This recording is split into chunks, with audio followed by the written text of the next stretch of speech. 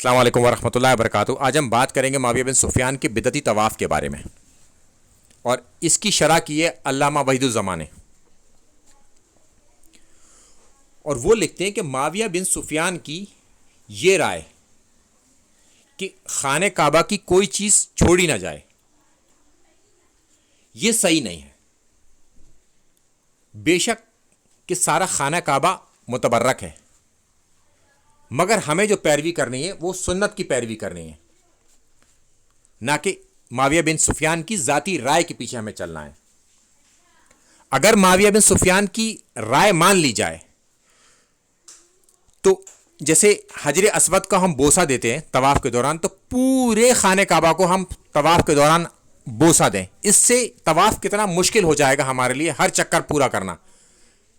اور جب کہ ہم اللہ کے رسول صلی اللہ علیہ وسلم کی سنت پر چلیں گے تو ہمارے لیے آسان رہے گا، اور ہمارے لیے لازم بھی ہے اللہ کے رسول صلی اللہ علیہ وسلم کی سنت پر چلنا، یعنی کہ خانہ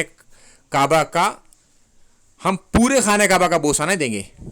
ہم دیں گے صرف حجر اسود کا۔ اور ہمیں معاویہ بن سفیان کے اس فعل سے کوئی غرض نہیں، جو کہ مقابلے پر کھڑی ہے اللہ کے رسول صلی اللہ علیہ وسلم کی سنت کے۔ شرح بخاری جلد نمبر 2 صفحہ نمبر 150 پر انہوں نے یہ بات لکھی ہے، آگے آپ اس کا ریفرنس دیکھ لیں، اور میں آپ کو اوریجنل جے پی جی بھی دکھا دیتا ہوں اس سائٹ کا، جن لوگوں کو اس بات کا ہیضہ ہوتا ہے کہ صاحب اصل کتاب سے جے پی جی دکھائیے ہمیں،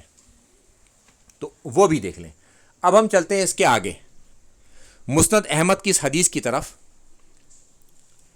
جو مسلم کی شرط پر صحیح ہے، کہ معاویہ بن سفیان جب بھی ان دونوں کونوں کی طرف چلتے تو ہاتھ پھیرتے، ہاتھ اٹھاتے، اسلام کرتے، اور عبداللہ ابن عباس رضی اللہ تعالیٰ عنہ انہیں بار بار یہی کہتے کہ یہ نبی کریم صلی اللہ علیہ وسلم یہاں پر ہاتھ نہیں اٹھاتے تھے، یہاں پر ہاتھ نہیں پھیرتے تھے، مگر معاویہ بن سفیان ہر دھرمی سے مانے نہیں۔ اب ہم چلتے ہیں اس کے آگے کہ یہ مسئلہ ہے کیا اور ہوا کیا وہاں پر، کہ اس روایت کے الفاظ سے یہ پتہ چلتا ہے کہ معاویہ بن سفیان نے طواف کے ہر چکر میں دونوں رکنوں کا استلام کیا، یعنی کہ ہاتھ اٹھایا یا ہاتھ پھیرا،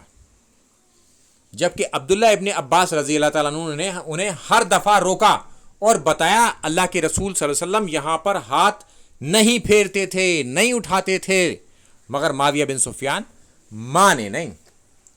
یعنی اگرچہ معاویہ سنت نبی کے مقابلے میں اپنی ذاتی رائے پر اڑا رہا، مگر عبداللہ ابن عباس نے بھی سنت طریقے بتانے نہیں چھوڑا، یعنی کہ عبداللہ ابن عباس رضی اللہ تعالیٰ عنہ نے بھی سنت طریقہ لگاتار بتاتے ہی رہے، کہ اگرچہ سنت کے مقابلے میں کوئی شخص ڈٹ جاتا ہے، جیسے کہ معاویہ بن سفیان سنت کے مقابلے میں آ کے عبداللہ ابن عباس نے بتایا، اس کے باوجود بھی ڈٹے رہے اور اپنی ہٹ درمی یعنی کہ اپنی ذاتی رائے پر ہی چلتے رہے، اور انہوں نے سنت کی طرف نہیں گئے، مگر ان کے مقابلے میں جو کھڑے تھے نا، وہ حضرت عبداللہ ابن عباس رضی اللہ تعالیٰ عنہ تھے، جو کہ اللہ کے رسول صلی اللہ علیہ وسلم کے چچا زاد بھائی تھے۔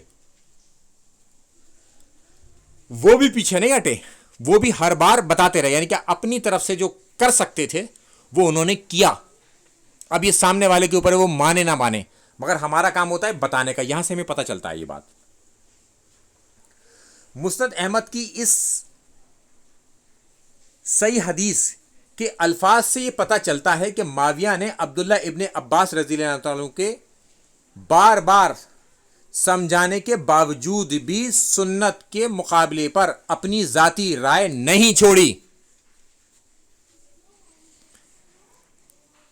اب آئیے اس حدیث کی طرف، آپ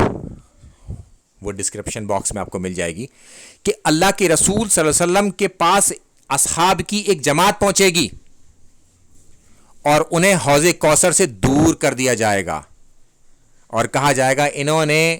آپ کے بعد آپ کا دین بدلا،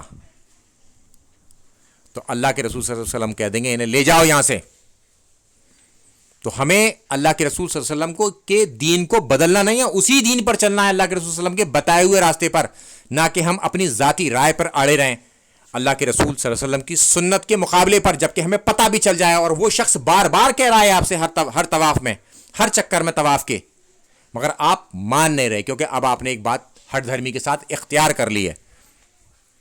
اور آپ اپنی ہٹ دھرمی سے پیچھے ہٹنا نہیں چاہتے اور مقابلے پر کھڑے ہیں اللہ کے رسول صلی اللہ علیہ وسلم کی سنت پر۔ اس لیے سب کو کہا جاتا ہے کہ نبی نال ٹکر نہ لینا، یعنی کہ اللہ کے رسول سے ٹکر نہ لو، ورنہ انجام بھگتنے کے لیے تیار رہو، چاہے وہ کوئی بھی امتی ہو، امتیوں میں چاہے کوئی بھی صحابی بھی ہو، کسی کو بھی نبی سے ٹکر لینے کی اجازت نہیں ہے۔ السلام علیکم ورحمۃ اللہ وبرکاتہ۔